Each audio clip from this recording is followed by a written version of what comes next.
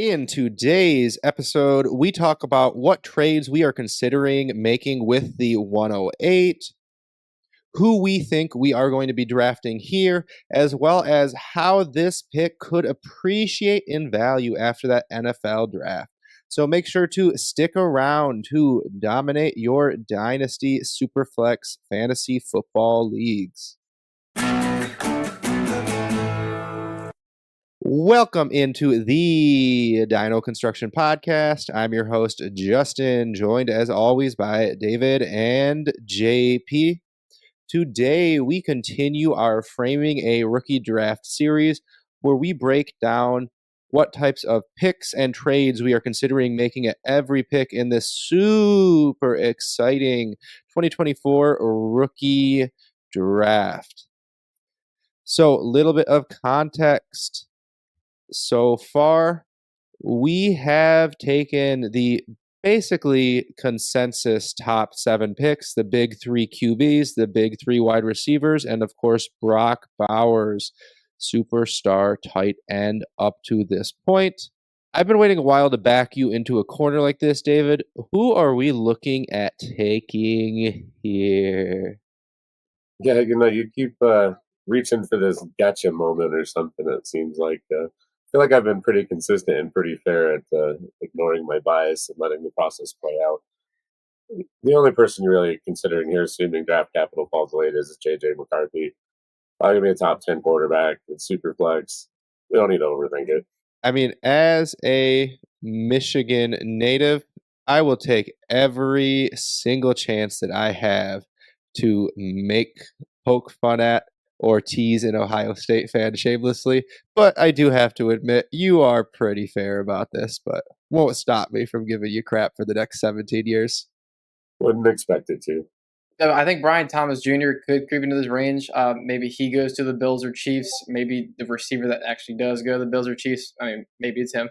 I think that they could rise up to this spot because, there's potential that somebody like Brock Bowers or J.J. McCarthy does get a landing spot that we don't love. So maybe those guys do come into consideration here at this spot. But, yeah, I think J.J. McCarthy is probably the one that's the best candidate at the moment. Yeah, we are always willing to listen to the NFL draft. However, at this point, we are definitely leaning that way. Now, if you are not sold on that value, you might want to consider what types of trades you can make with this pick. I know that we definitely are always considering that as well. So as always, we're going to hop into our rapid fire trade segment, looking at some trades from dynasty-daddy.com. And we are going to try to just get a kind of finger pulse on what is going on in the market right now. So I'm going to throw it to David first in a start 10, Tank Dell or the 108.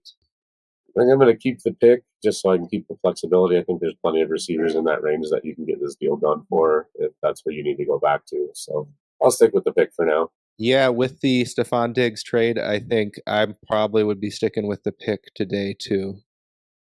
JP, start 10, 108 or Deshaun Watson and the 206.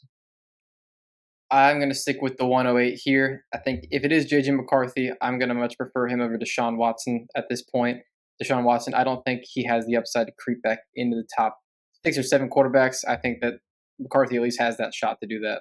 Yeah, I probably would, just to not feel gross, take that side too. Start 10, David, 1.5 tight end premium, the 108 or Dalton Kincaid. Yeah, the other side of the Stephon Diggs trade, huh? I see what you did there. I think 1.5 tight end premium. I'm probably still going to lean the pick. We start creeping that up a little more. I might have to get back to Kincaid. I'm not sure he's a positional advantage. I do think he's a really good starter, someone you'd be happy to plug into your lineup every day. But I'm not sure that he's going to be a difference maker there. So I'm going to go ahead and stick with the pick. Yeah, with the 1.5 tight end premium, I understand your hesitation there versus a 1.75 or full 2 tight end premium. Now, JP, last rapid fire. Start 9, Jared Goff or the 108. This is going to be kind of the same argument. I don't think Goff has a ton of upside at this point. He's a solid starter. So if you do need just that quarterback to plug and play, I could see taking Jared Goff here. But yeah, I'm gonna take the 108. I mean, and to be clear, I don't think McCarthy is gonna be a top 6 dynasty quarterback. I just think that he has that shot to get somewhere close to that range. So yeah, I'm gonna swing for the fences here with the 108 again. Interesting. I am not sure how I would go with that one. Definitely puts into perspective that this is a pick that you can be shopping around and potentially buying some useful pieces for your dynasty team. So, with that in mind, we want to actually kind of pivot a little bit from the buying the players perspective, and we want to take a look at that concept of rolling this forward into a future first. So a lot of years we hear people say like around the 108, the 109 is the time you want to start looking to roll over into a future first. Scott Connor says historically it's always a plus value added move to do so. We're very high on this draft class. However, so JP, if I want to explore rolling this into a future first, this isn't a range where most people would feel comfortable doing this. And value wise, you probably deserve something on top. Walk me through the process of how you would approach that. Yeah, as you mentioned, I don't think this spot we're trading it for a future first straight up, unless it's one that you're super confident is going to be a top 4 or 5 pick. Then yeah, I can see the case. But this class is very strong. You're looking at getting a Brock Bowers, McCarthy type of prospect, which in last year's class, I could see these guys have been in that conversation in the top 6 picks or so. So if you kind of got to look at it from that lens, top 5 quarterback and a fantastic tight end prospect at this spot. But if I'm looking to turn this pick into a future first, it's probably because I'm rebuilding. I'm trying to get points off the roster so that I have a better pick for the upcoming season. If I'm gonna start looking at other teams, right? You don't want to get the future first from the next year's champion. That's the goal, right? So I'm gonna look and see, all right, which teams have a chance to at least miss the playoffs. As you mentioned, it's usually a plus move to do that. But the 108 with how valuable it is here, I'm gonna want a plus with the 108. So I'm probably going to start with asking for a future first and maybe a second and fourth. I want to start, a little higher than I take that fourth off. I just want to make them feel like they're wiggling up with a little more value. But yeah, I would work down from there. But as you mentioned, I think that the upside of getting a future first, if you get a top 6, especially top 4 pick, then yeah, you're winning big in this scenario. So I do think it is at least worth exploring. But yeah, I'm gonna need probably around a second to be able to make the move from the 108. So that means we're not going to be making any trades since you don't want my 112s next year, huh? Oh, you're confident, huh? Now, David, we do see this as a tier break. So given the fact that we value this significantly higher than the 109 and below, what are you willing to pay to move up into this range? Yeah, if we're just moving up from the back end of the first, I'll fish around with whatever draft capital I have to play with. I'm not going to pay any more than like a mid second at most, maybe a future second. But I think if we expand this a little bit, start talking about what if we don't have one of the 109 through 112 picks, and we still want to get up here to JJ McCarthy at 108. I will add some qualifiers because this is a really wide net that we're casting, and I think a little extra context might make this a little more relatable. So if you're doing this, I assume you need a quarterback too. Let's assume JJ has a nice landing spot, top half of the draft, like we expect. Maybe it's the Vikings, maybe it's the Raiders, but not New England or the Giants or something like that. Let's also assume we've already talked to the managers, the guys like Tua, Goff, Purdy. We've already tried to get someone established. And then I think we also have to assume that Bo Nix doesn't go in the first round, Michael Penix doesn't go in the first round. So this is the last first round quarterback, and we don't have too many other options here. So we're kind of desperate at this point. I just kind of backed myself into a corner because I want to see kind of what someone who is desperate for this quarterback is willing to pay. I went to Dynasty Daddy just to try and find some of those trades that I felt were kind of overpaying for this pick. So some of those examples, we have Brees Hall for 108 and 208. We got AJB in the 301 for JSN in the 108, or the 108 for McBride, or the 108 for Achan. I think in all of those situations, you're giving an established stud to get your needs filled. If you really need it, sometimes you got to overpay, but that's where you really got to be careful, in my opinion. I'm not sure I'm doing any of those deals unless I truly am desperate. So I don't recommend overpaying for it, but we just painted a picture pretty easily where maybe this is your move, and that's what you have to do to go up and get your quarterback. Quarterback access is not easy to come by if you're not offering a quarterback. Yeah, there is kind of that unspoken rule in Dynasty that you have to offer a quarterback to get a quarterback. Definitely an interesting piece of context, especially how much more value this pick could be if JJ is the fourth and only additional round one quarterback.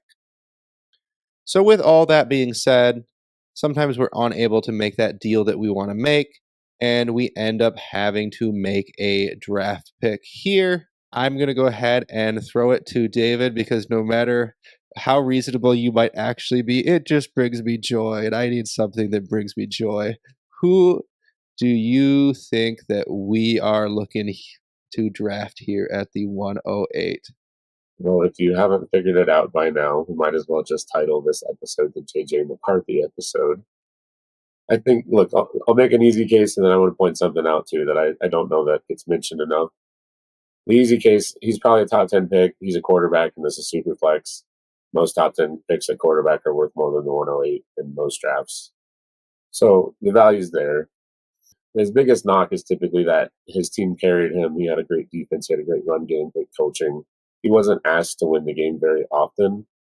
But I do think this overlooks something that's kind of important when you make that case. His best wide receiver is probably Roman Wilson. Maybe you make a case for Colston Loveland, a good tight end prospect in next year's draft class. But it's not like he had guys that were creating much separation. They weren't getting open on their own. He didn't have the studs that were able to go win on their own.